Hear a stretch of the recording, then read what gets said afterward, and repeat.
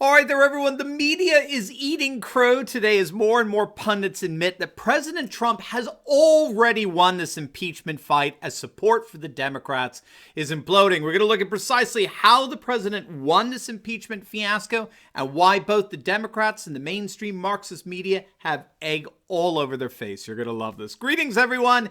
It is so wonderful to have you all here. I look forward to this time each and every day with you. If you're brand new to this channel, we post 2 videos a day analyzing current events in light of super awesome conservative trends so you can live in the present in light of even better things to come. How optimistic and wonderful does that sound? So make sure to smack that bell and subscribe button and get encouraged with each and every video in the myriad of ways in which globalism is collapsing and a new conservative age is unstoppably rising. And let's give a huge shout out to our sponsor here, and that is the new Patriot Brother flashlight. This flashlight is one of the best things you can invest in for your home protection. It's solar powered. The brightness of this light can be seen miles away. You can even charge your phone with it here. It's absolutely amazing. If you click on the link below, you get a special 20% Patriot discount for the Christmas season, but there's only a limited supply, so don't wait. Get your super awesome Patriot flashlight today. All right, let's dive right in here. There have been a number of commentators and pundits coming out and admitting, they've admitted that impeachment is one big nothing burger. It's falling apart in terms of public opinion. Even Joy Behar, the borderline illiterate of The View, even Behar is out there whining and complaining that the majority of Americans don't want impeachment. If you're not familiar with the latest Quinnipiac poll, I found that 51% of the population does not want Donald Trump impeached. Now, what's so interesting is that this poll corroborates a previous poll that found that independents by a margin of 3-1 oppose impeachment, as well as battleground polls in key swing states that now show President Trump beating quite handily all his potential Democratic opponents, most especially Joe Biden, quid pro Joe Biden, right? We just did a video on those polls that will absolutely make your day. Make sure to click on the link and check it out. I'll also link it down below for you as well in the pinned comment section. And so with the release of this latest Quinnipiac poll, the mainstream Marxist media has become aghast at how their left-wing propaganda machine has failed. Meet the Press's Chuck Todd, who I have absolutely no idea how he got the late Tim Russert show. The two aren't even in the same league. But why Chuck Todd?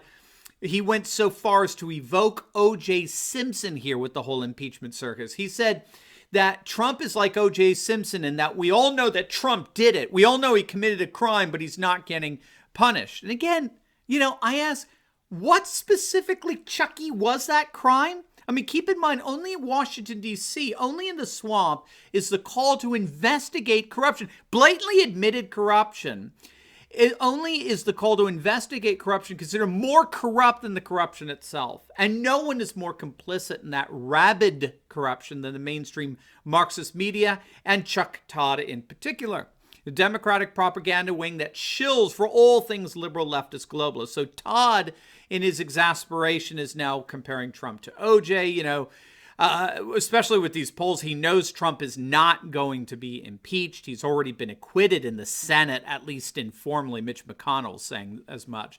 Then you have Brian Stetzer over at CNN, and he's saying that the mainstream media is going to regret that they didn't do more to speak out against Trump's lies and deceit. Again, keep in mind, gang, we have an official IG report that details 17 counts of lies and deceit, outright fraud, committed by the FBI in order to obtain FISA warrants to deliberately spy on President Trump as part of what Agent Stroke called their insurance policy, just in case Trump won the election. We have an active coup attempt, an actual objective example of government operatives attempting to thwart a democratic election, and not a single flipping member of the mainstream media gives a rip about it.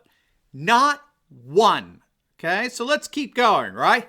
Let's draw some more of these globalist left-wing activists disguised as journalists here, as protectors of democracy. Bill Moyer was on CNN, and he claimed that lies and deceit coming from Trump now govern our nation. Not lies and deceit coming from the FBI with fraudulent dossiers used to deliberately spy on American citizens, or Nancy Pelosi, who changes her reason for impeachment every 2 hours, or late night clowns like Stephen Colbert, who still peddle the whole Russian collusion lie. No, all that's fine because they're liberals, right? They're left-wing liberals. So while they may be factually incorrect, such factual inaccuracies pale in comparison with their beautiful loyalty to all things globalist. So, excuse me while I barf in the midst of all that. It's gotten so bad that even CNN is now admitting that Trump has actually won. The CNN is publishing pieces that admit Trump won. You see, the media went into this not recognizing, well, they recognized, I think, but they took the chance on two risks here. They had two gambles that were going on here, and they're both interrelated, okay? The first is the risk that impeachment would backfire on the Democrats, and it would backfire because it would appear that the Washington establishment is trying to destroy a populist leader who campaigned against that establishment and thereby harden and solidify Trump's political base that elected him in 2016, right? Does that make sense? So this is precisely what's being admitted now by a contributor at CNN. Trump was elected to drain the swamp, and so now what are we seeing? Well, we're seeing we're seeing the swamp trying to impeach Trump. So the logic here is that the more the Democrats attempt to thwart and sabotage Trump, the more they legitimize his 2016 campaign. That's the major risk that the Democrats took going into this. The major risk was that in trying to impeach Trump, they only make his support stronger. They only further verify and confirm the legitimacy of his campaign. But there's a second risk going into this, and it's related to the first, and that involved the role of support provided by the mainstream media. If the mainstream media could offer 24/7 support, pushing the notion that Joy Behar pushed, right? The Democrats are simply defending the Constitution while the Republicans are trying to defend lies, deceit, and corruption. If they push that hard enough, they believe they could convince a majority of the population to back impeachment, right?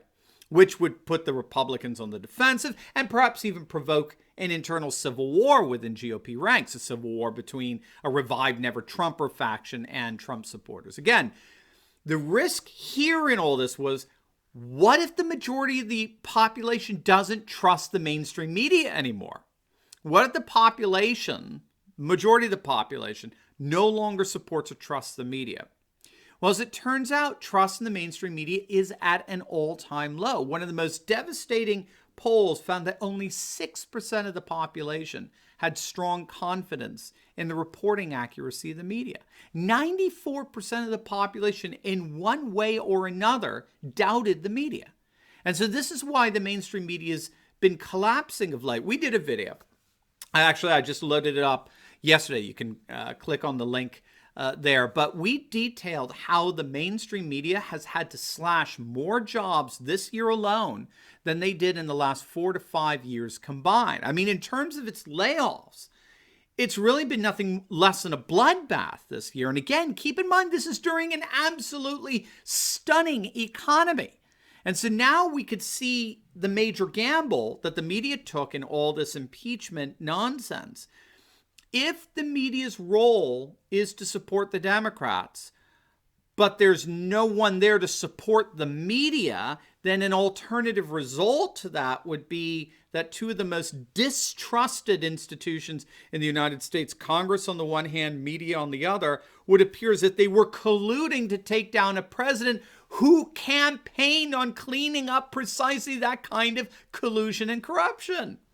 And that's precisely what we're seeing. Rasmussen found that a vast majority of people believe that the mainstream media is deliberately trying to help the Democrats impeach the president. How could they not?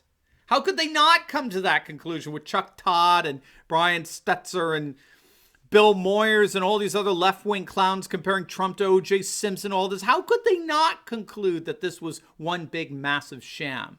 So all of this is to say that there were two major risks that the Democrats and the media went into this with, And as it turns out, both risks are coming back to bite them. Now, before you go, we just put up a video on Greta Thunberg getting Time's Person of the Year award, and we show why this was completely fabricated from months back. It's really nothing more than the epitome of fake news. So make sure to click on the link, and I'll see you over there. God bless.